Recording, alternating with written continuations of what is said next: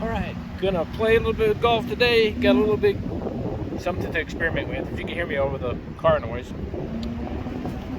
But see what happens. I'm sure it gets kind of boring watching me play the same place over and over. Hopefully some this summer I'll be going different places because I'm gonna bring somebody along, I hope. We'll see. I got my fingers and toes crossed.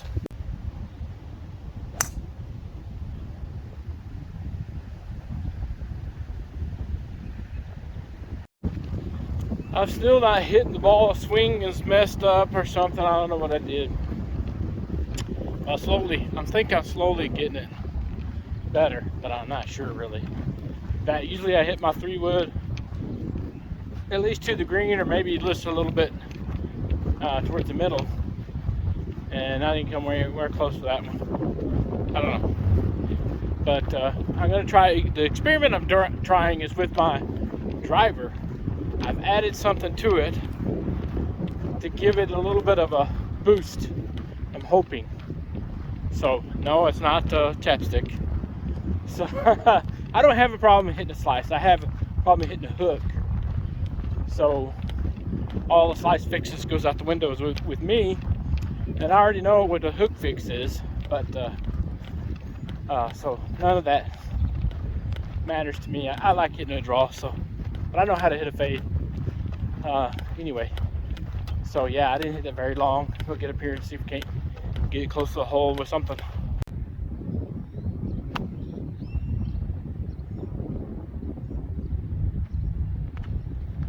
I kind of hit the thing behind it. That's the thing. It made me look greener around here.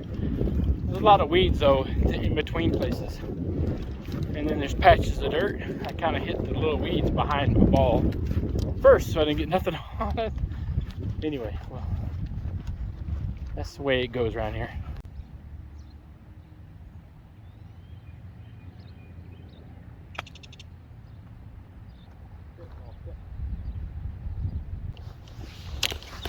You know, I talked the other day about the punching the greens, hopefully airifying a little bit to help it. I know it needs a lot of help, but anyway, so we got this one for par. For birdie, that's pretty good. Pretty good. Little chip.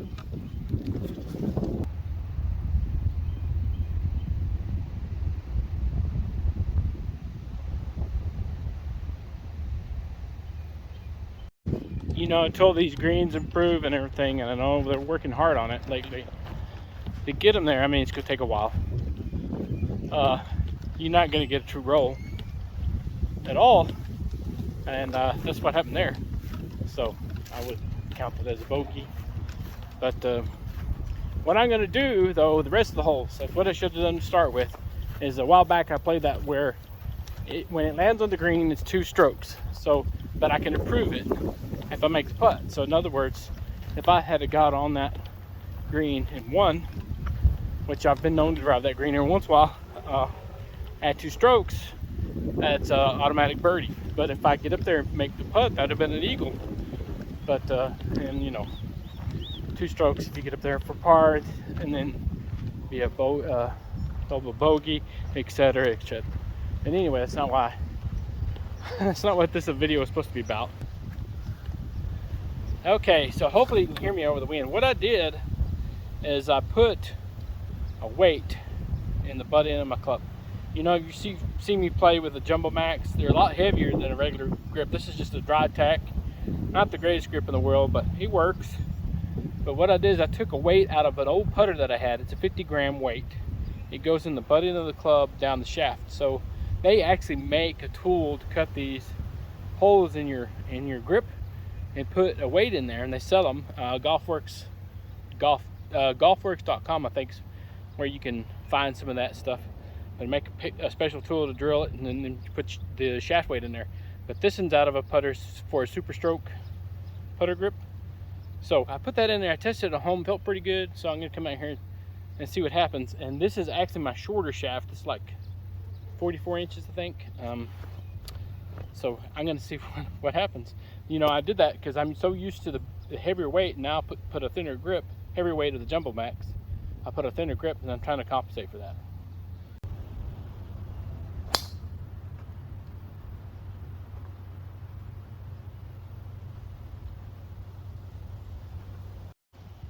All right, that felt pretty good. Still kind of overdraw. You should aim more towards the tree on the right, but also I moved my weights. This one usually is the heavier weight. It's 12 grams. I usually have it here, and I noticed that I was hitting really low in the face down here. So I moved that to the back, move the lightweight to the front, and so hopefully I'll hit more up on it with that, you know, kind of dragging the weight down with that. I need a heavier weight for this one. It's like 7 grams or something. It's only got 2, so I can square the club face a little bit better, and I can actually maybe hit a better fade there. But I mean, that was a draw. But anyway, so wasn't too bad. Felt pretty good though.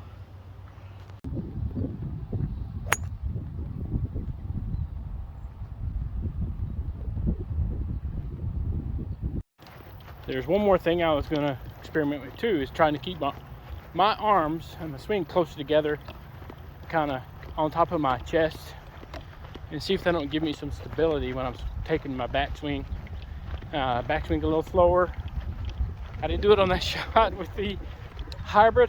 Oh well, I'll try it the next time. I always forget stuff. I'll work on stuff at home, come to the course, forget all about it. I don't know. Just, let me know if that happens to you anyway, or you know, at the range. Everybody's got a hitting bay at home.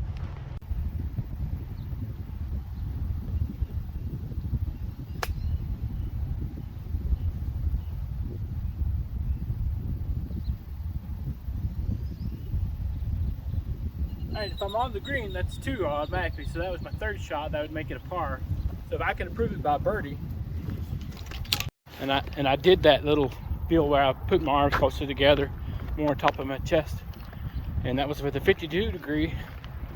It went pretty good, so that may be a trick working or not. I don't know. We'll see. It always starts out good. A lot of times you try something and then it crashes. Anyway, let's get up here and see if I can't improve on the par.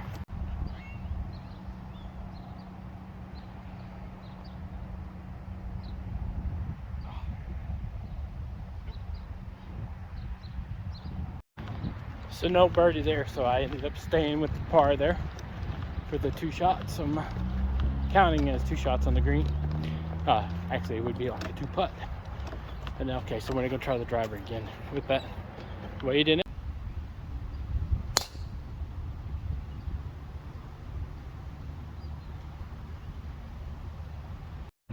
You know, no matter what I do at home or I practice, I try not to come across the line at the top. I try to shorten my backswing.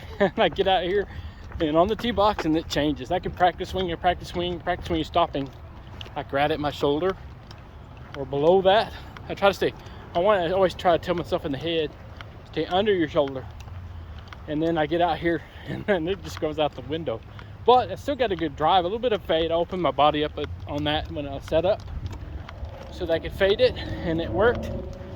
And it felt like I had some pop. So that felt pretty good. All right, so I'm gonna show you what I was talking about. I've got about 140-ish maybe. Usually my 9-iron, and the wind's behind me, so that's what I'm gonna play. Full swing. So what I'm talking about, let me get this camera down here. So I'm keeping my arms closer together. It's not so much space. I'm not as open like that. I'm closer and more on top of my chest, and I'm keeping that angle when I swing back and just all the way through it and rotating. So now on that 52 degree on that pitch shot back there, it felt pretty good. So we're gonna try it here and see what happens.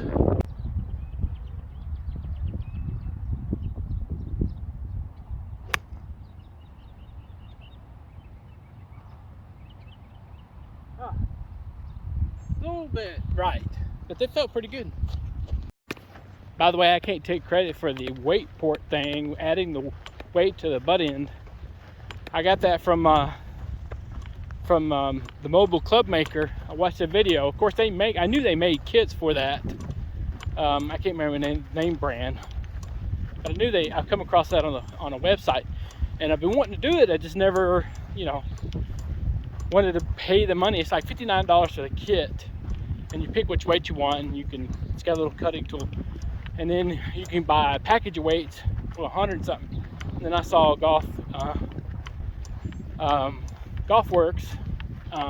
I'll put a link in the description down below to their website that they had those and the little tools to do that with. And I hadn't done it yet, but ever since I saw their video, actually with Mr. Short Game testing it out with Mobile Club Maker, I decided to go ahead, since I had a weight, go ahead and try it. It was in one of my old putters I don't use. It's a 2-ball. It's actually a mini 2-ball. It's supposed to be for kids, and I lengthened it, and it had a 50-gram weight in there to add some weight to it. It's actually a putter my wife uses when she, uses one. So, and I went and passed the green. So I thought, she's not using it right now, and I can put it back. I can buy another one. Might as well try it. So that's what I did. That shot felt pretty good. The swing on that, what I was describing a while ago. And I guess the distance of wind may not help me, I think. Oh, stop. I hit that a little bit too hard. Okay, so now if I don't make it, it would be a bogey because 2 strokes, my 3rd shot. So I want to make this one say par.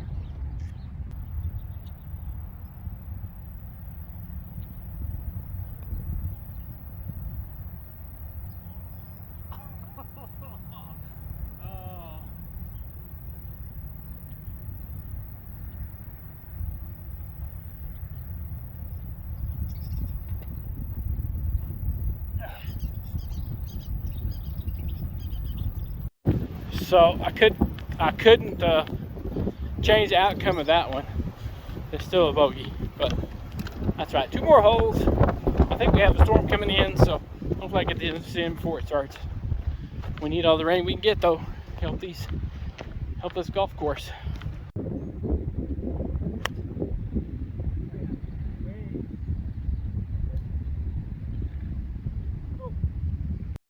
So normally hit a 9-iron when it's a lot calmer pitching wedge, depending on the distance. It's about 125, 130. I think about 125 where those tee markers are at. And he used the 8-iron because it's really windy coming at me. So that felt great. I think I need to go a little bit more inside, just a little bit. And then I can square that club face a little bit better. So, but that one's on the green. It's got a good distance. So 2, that would be a par. So see if I can improve it with a 1-putt birdie. We'll see. So yeah, there's my tee shot right there on the green. This is one of the better ones, like I showed in the previous video. It's hole number 4. Let's see if we can get.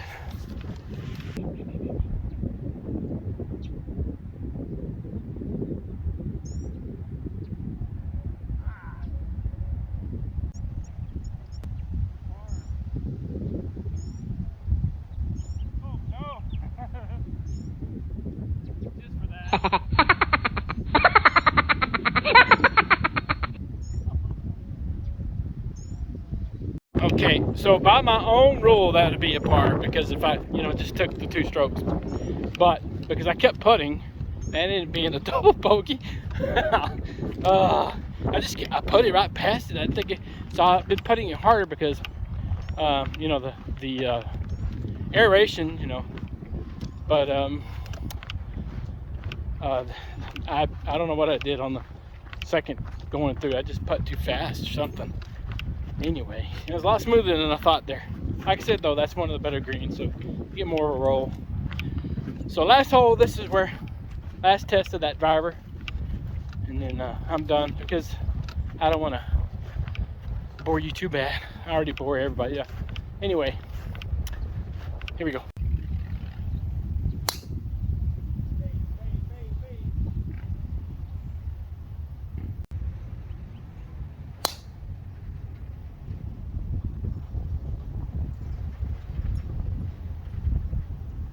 I hit 2 balls. The first one a little bit left. I was trying to get hit kind of a fade. It didn't quite work. Fade a little bit. And then I just tried to hit the second one straight.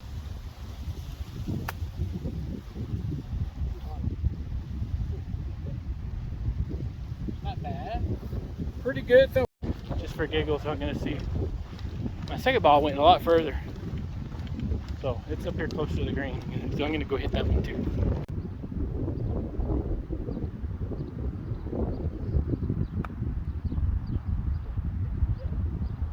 Good spin.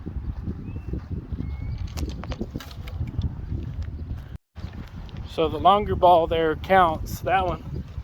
So it's the par. And then that one is just the practice ball.